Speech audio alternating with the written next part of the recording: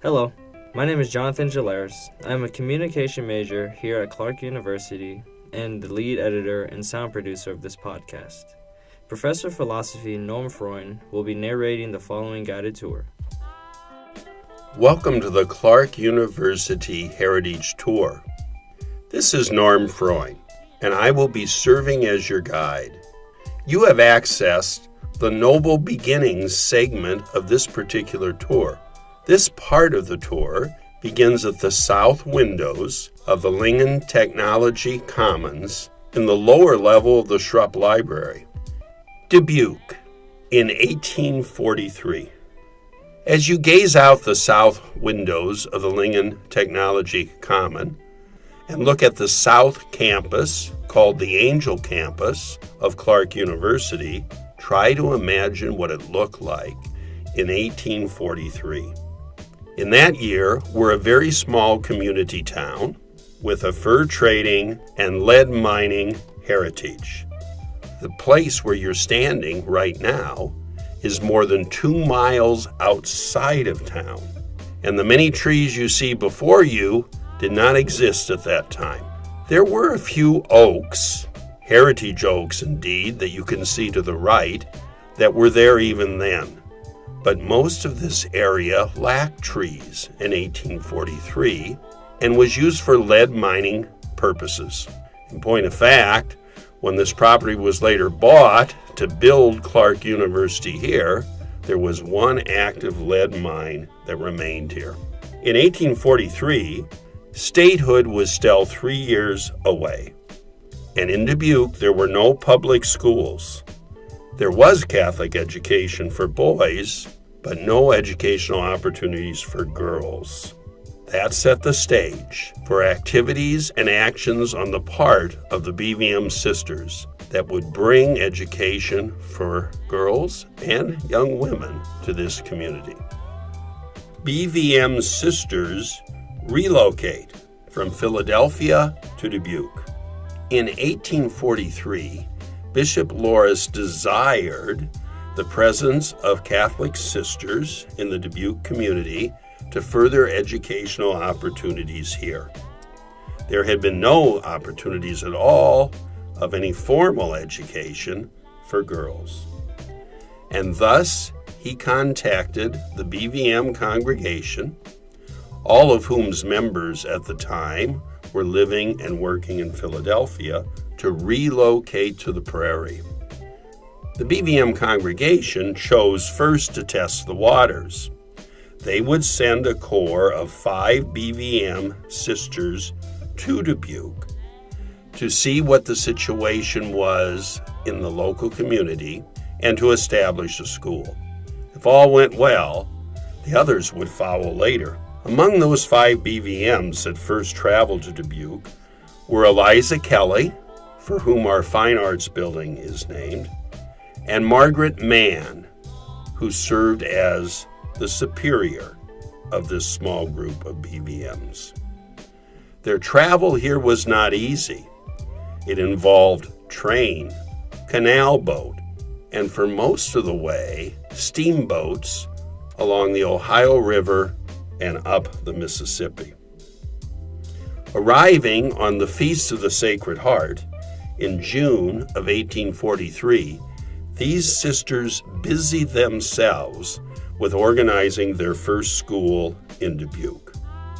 And so it was, on July 5th, 1843, St. Mary Female Academy on Cathedral Square opened. It was at first a day school for girls who ranged in age from preschool to those who would be graduating from high school. The youngest ones were called minims, as in minimum, because they were so young and little. The school was a success, and so the decision was made for the entire congregation of BVM sisters to relocate here. The remaining sisters arrived in the fall. With the arrival of these sisters, they decided to take boarding students as well. And the first principal or president in charge of that school once borders were taken was Mary Frances Clark. That is why, to this very day, Clark celebrates October the 4th, which is the feast of St. Francis, as Founders Day, the origin of Clark University. We trace our history, despite our multiple locations, by where the borders go. For a college is a place where students can live on campus, have their meals there as well as all their educational opportunities. We would spend 3 years at St. Mary's Academy on Cathedral Square before moving to a new and different location. One other interesting point, the BVM sisters were always dedicated to teaching students even if they were too poor to pay tuition. That meant a need to generate income to cover the costs of students who could not pay. The method that the BVMs employed to accomplish this was music lessons. Because music lessons were not required, but were an extra offered after school, there was a fee for music. The children of wealthier parents were able to have music lessons, and this income from music was used to pay for the education of those who couldn't provide for themselves. It was also the BVM's commitment to justice that the students who could pay and the students who could not pay would be combined together in the classroom so no one would know the difference. Other Clark locations. Where the borders went, so did we. The campus you're standing on is actually the 5th, and we assume the final, location of Clark University. In tracing our history, we trace the relocation of the borders to new schools over time. Often, when the borders were relocated, the school where they had been at previously remained open as a day school only. So it was after 3 years, in 1846, that the boarding students were moved outside of Dubuque to a distance about 8 miles away to the southwest on the new Mother House campus, St. Joseph on the Prairie. There they would stay for 13 years, from 1846 to 1859. Because of the difficult travel with that distance from the city of Dubuque, a decision was made in 1859 to move the boarders back to a school inside the city of Dubuque. They moved to the Academy of the Sacred Heart, which was renamed to the Prairie name that had been St. Joseph. This location was on the Loras Hill, on what would now be the campus of Loras College. From 1859 to 1868, the boarding students were there. When the Bishop of Dubuque sought the building for use as a seminary for boys in 1868, they were relocated again to the St. Joseph Academy on Main Street. This was located directly across the street on 13th and Main from what is today Mario's Restaurant. The boarding students would remain there from 1868 to 1881. So to sum up, we trace our history from where the boarding students went from time to time. Clark University was first St. Mary Academy from 1843 to 1846. Then St. Joseph Female Academy on the Prairie from 1846 to 1859. Then, the Academy of the Sacred Heart, renamed St. Joseph Academy, on Loras Street from 1859 to 1868. And then the fourth location, St. Joseph Academy, 1868 to 1881, on Main Street. Mount St. Joseph Academy. At this time, please move away from the window area in Lingen Technology Commons and go take a look at the model of the original campus buildings, which is in the center of the space where you are at. Take some time to walk around the model and look at the different styles and types and angles of the buildings from our earliest era on this location. Once you have done that, go to the front of the model for this next unit of the tour. By the late 1870s, St. Joe's Academy on Main Street was busting at the seams. It was a school both for day students and for boarding students, and there simply was not enough space there. Thus, a decision was made to purchase property to relocate the boarding students once again for what would be our fifth and final location. This area you stand upon was not part of the city of Dubuque in the 1870s. It was 2 miles removed from town. No city services existed here, including there was no water provided for this area. This made the purchase of the land to be at an acceptable price for the BVM sisters. The height of the hill overlooking the downtown of Dubuque was also desirable, and thus would lead to the name of Mount St. Joseph Academy at this location, to distinguish it from the day school St. Joseph Academy on Main, which would remain open as a day school until the late 1950s, when Wahlert Catholic High School opened.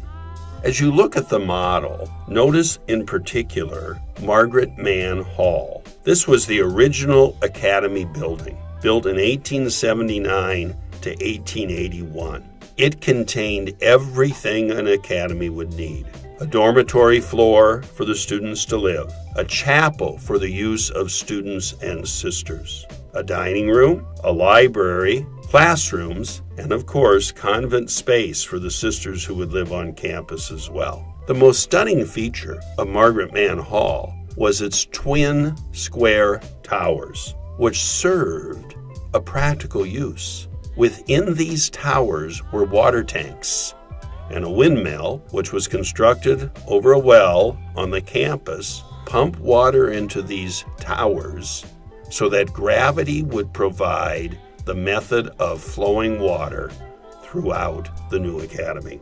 What was done for a septic system?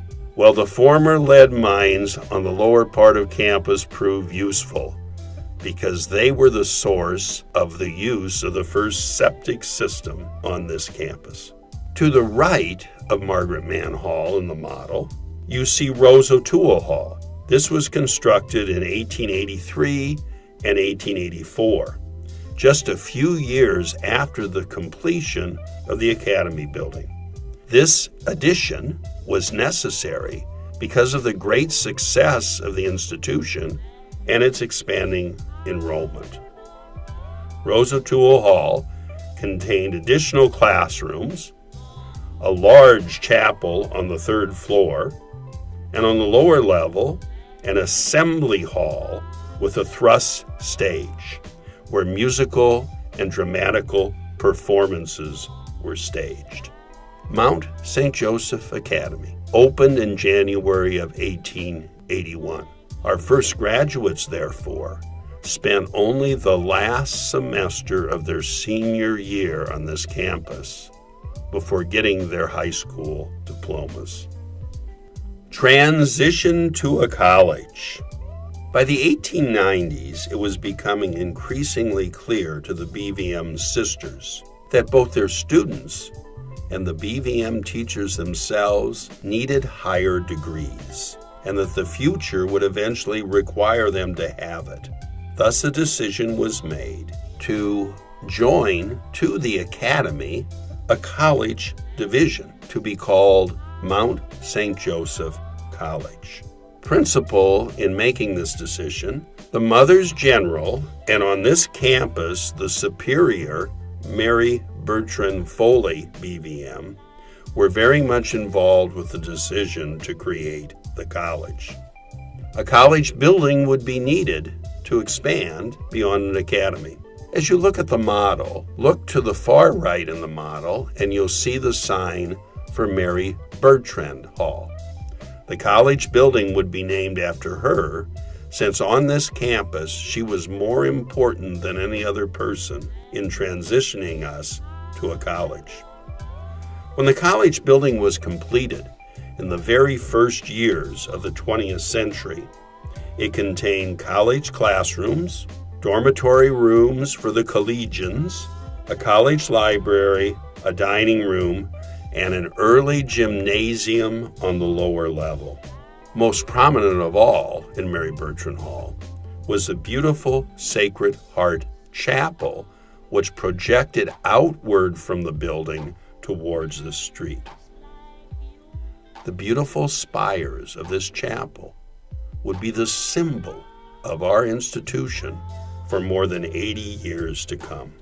Eventually, with easier transportation, the need for a boarding academy declined. And so it was in the late 1920s that the academy was closed and the college was renamed Clark College in 1928, later to be named Clark University in 2010.